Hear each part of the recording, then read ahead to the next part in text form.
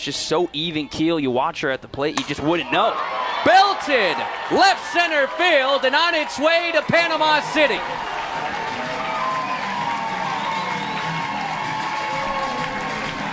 Ninth home run for the freshman Beecham. Hit the other way, hit well, deep left field, off the wall. One run is in, 2 runs are in. They all score on a bases clearing extra base hit for Demi Elder. And the Red Raiders are back in it. High fly ball, deep right field. Denby turns around and watches it go.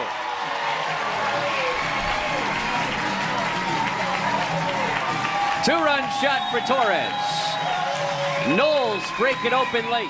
Now to Georgetown in Texas. Fly ball, left center field. Smiley won't get there, it's over her head. Harding scores. Harp is right behind her. It's a 2-run double for Torres.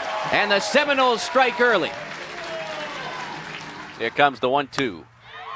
Atwood drills it. Center field on its way. Goodbye. There's the record. 19th home run for Reese Atwood. She is the single season home run and RBI queen in the history of Texas softball.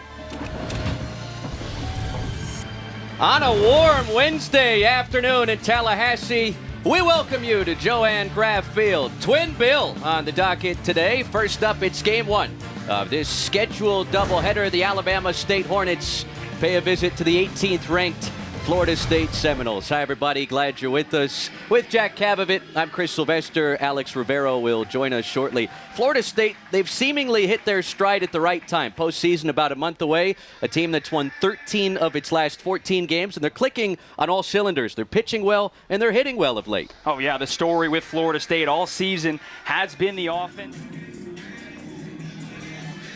That is Todd Bradley, the Alabama State head coach in his 5th season. Has twice taken the Hornets to an NCAA regional, most recently in 2021. Previously a hitting coach at Fresno State.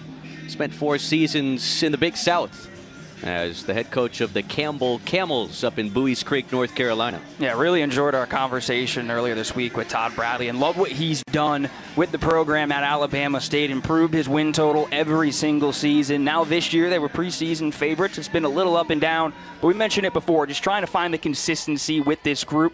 They have the potential, they just have to find it. Alexia Denby leads off the Alabama State half of the second. With more on Alabama State and their head coach Todd Bradley, we say hello to Alex Rivero. Hello, right back to you, Chris. Yeah, yesterday talking to head coach, he was telling us that what can allow us to reach that consistency is to be uncommon. That is a consistent phrase that he's been telling his girls all season and through the preseason as well. He said it's so easy for people to just go with the flow and believe what they see on social media, in person, and in real life, but it's being uncommon and taking those steps to step out of the box and be uncomfortable that allows them to perform in these high-profile games. Back to you guys. Yeah, they were just at Georgia Tech last week in Atlanta for a midweek contest against the Yellow Jackets. It says the mantra of his program is to play hard every day, and as cliche as that sounds, his program's been able to execute that in his almost half-decade at the helm. Oh, no doubt, and I love that he said that, and they're not going to step down to any challenge. That's exactly what he told us. No matter what the opponent, who the opponent, they're just going to go out and get after it every single game. Well, Denby goes down swinging. Second strikeout for Mimi Gooden, who picked up her defense after they committed back-to-back one-out errors in the first inning.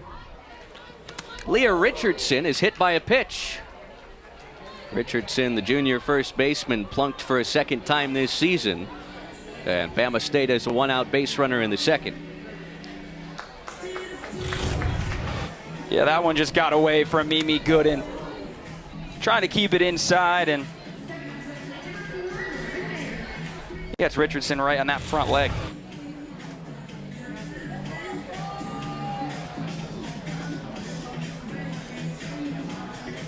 Get a pinch runner here for Alabama State.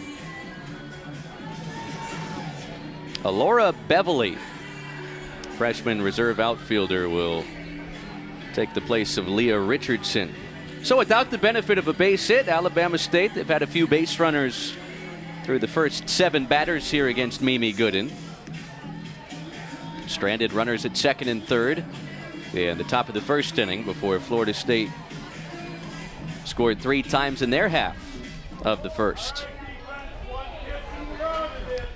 1-on-1 out for the catcher, Lauren Marr. Remember, Alabama State, you have to keep track of these Hornets on the bases.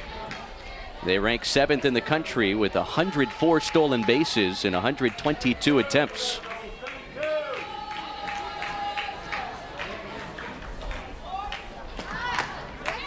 Bunt attempt goes foul.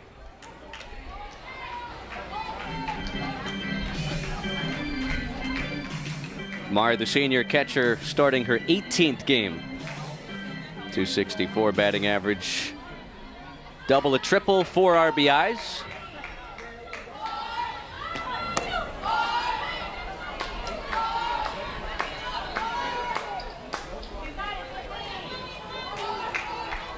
Just a day trip for Alabama State. Left home in Montgomery this morning. About a 3.5-hour drive, 210 miles from Montgomery to Tallahassee. There's a bunt. Back to Gooden.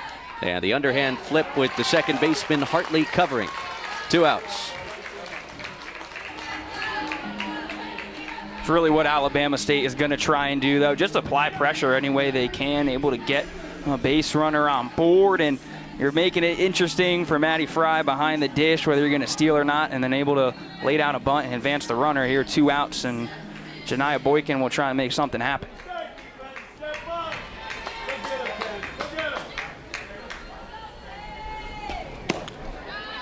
Ball 1 to Janiyah Boykin, the center fielder.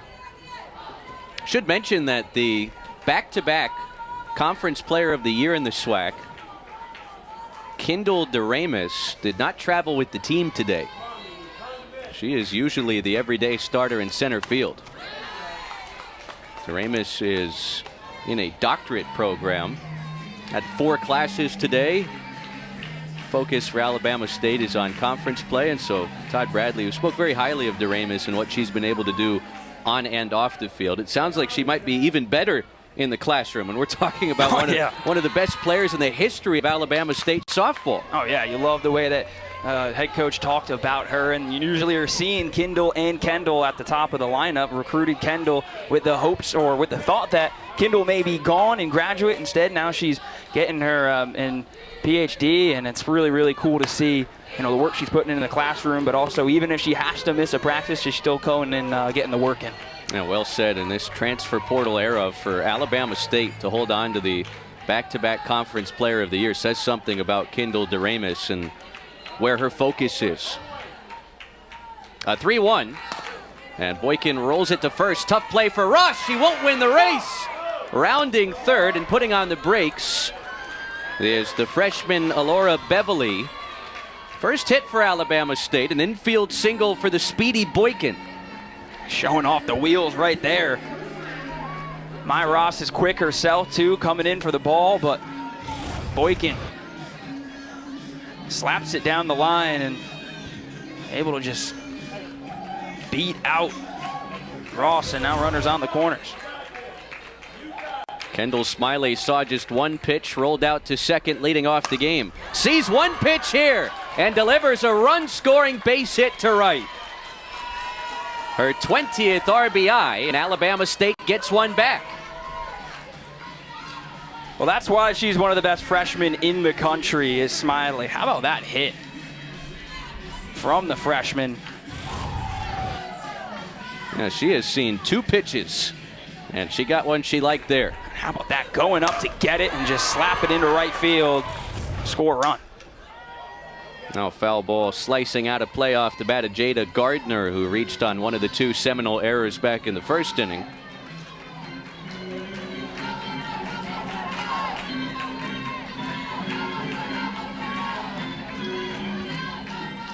Really good speed out there for Bama State.